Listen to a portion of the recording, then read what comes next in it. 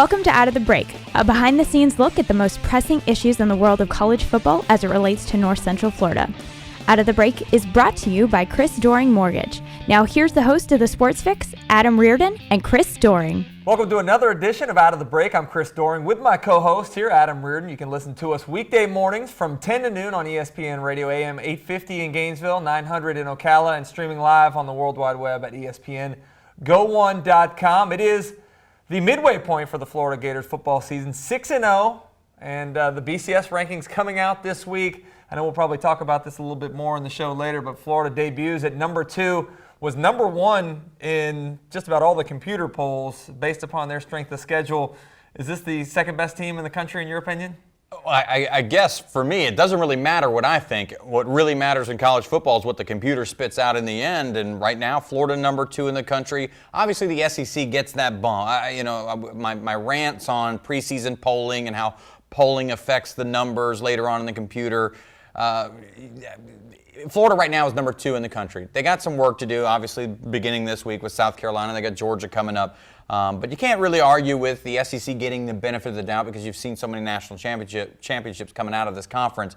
But to me, it still feels like bizarro world when at the beginning of the season, if I had to ask any of my friends, any Gator fan across the country, you think Florida will be number 2 at any point during the season? I don't think anybody would have said yes. But in fact, they are. They are number 2 in the country right now in the BCS and made it through that trap game. We talked about the dangers of going to Nashville, the dangers of playing Vanderbilt in between LSU and South Carolina. You've been able to make it through that game. And it's really about surviving and advancing. Florida didn't play their best. In fact, I thought they took a step back in a number of different categories, and that's one thing they haven't done earlier in the year. They've built upon the previous game, improved from game to game. To me, this one looked a little bit more like Bowling Green, a little bit like doing just what you needed to do to get the victory, very conservative on offense. But I thought they took a step back with some critical penalties in the red zone, which cost them some points. I didn't think the secondary played the ball in the air very well, which just was something they've done very, very well this season. Last year, not so much. And then, of course, the passing game basically non-existent in the second half. It was existent with 0 yards throwing the football. But got some big runs from Driscoll, your quarterback, on 3 zone reads, and bottom line is you do enough to score one more point than the other team does. Well, you know as well as anybody else, through a 12, 13, 14-game college football schedule, you're not going to bring your A game each and every week. Florida brought their A game for LSU, and you hope they bring it for the likes of South Carolina and Georgia. If there's a team on your schedule you can afford to come in there with your C-plus type game, it's going to be Vanderbilt. I mean, you haven't lost to Vanderbilt in just about everybody's lifetime at this point. So I'm not too concerned with Florida's performance last week. And remember, they had 5 starters out for this game. Guys, you got guys on the offensive line stepping in there. So were they going to look crisp and look great against Vanderbilt? Probably not. They didn't, but they went out there and got a victory. Are they throwing the ball very well? No. That's sort of been a recurring theme this entire year. Hasn't bit Florida yet. But they haven't had to throw the ball. They certainly didn't need it this past weekend up there in Nashville. So Florida did enough to win, and they got other guys some experience across the front of the offensive line that I think that moving forward may pay dividends should they need one of those guys to step in a clutch-type situation. You hate to have the injuries, but it did give some guys an opportunity to play some significant minutes, and we'll talk a little bit on the other side of the break about those guys returning to action for South Carolina. But I thought, all in all, Florida made the plays when they needed to make the plays. They got out of Nashville with a 10-point victory. They move on to remaining 6-0, remaining undefeated and 6-0 at this point in time, with a big game against South Carolina coming up. We're going to take a break right now. When we come back, we'll preview the second half of the season and specifically this big ball game on Saturday against the South Carolina Gamecocks. Coach Spurrier returns to the Swamp. We'll talk about that. Stick with us.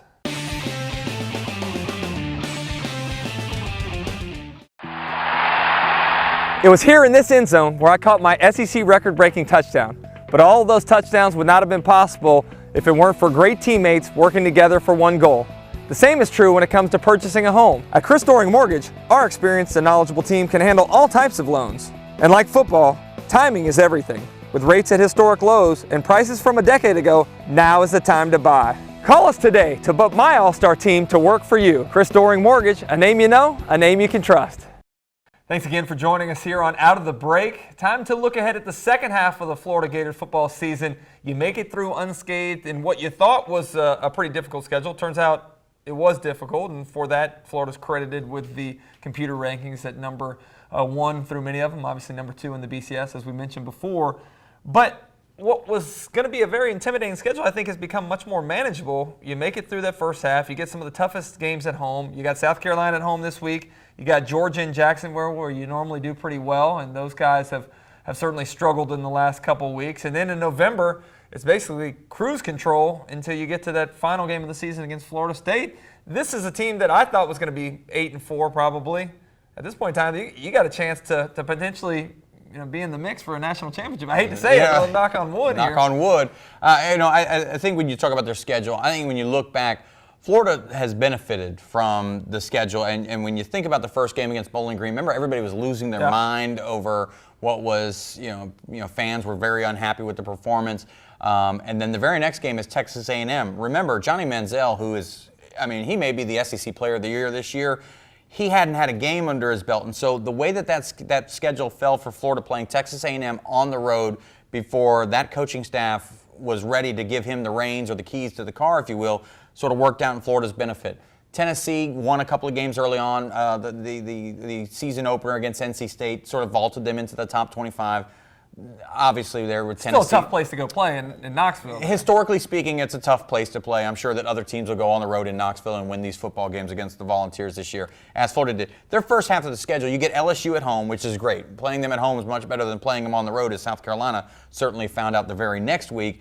And then Vanderbilt here, and then the rest of your schedule. You don't leave the state of Florida.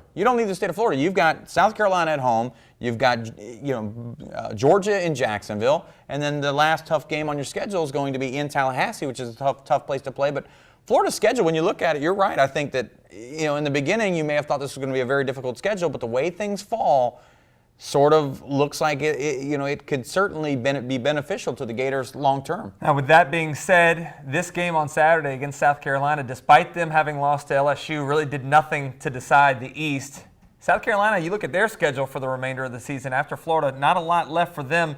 If they're able to knock off the Gators, you can pretty much pencil them into going to Atlanta. For Florida, conversely, they need to win this football game, and that doesn't do anything for them because then they got to play Georgia. If they lose to Georgia, Georgia would be the one that potentially would be advancing. So a lot for Florida to play for. When I look at South Carolina and Florida, it's almost a mirror image of one another.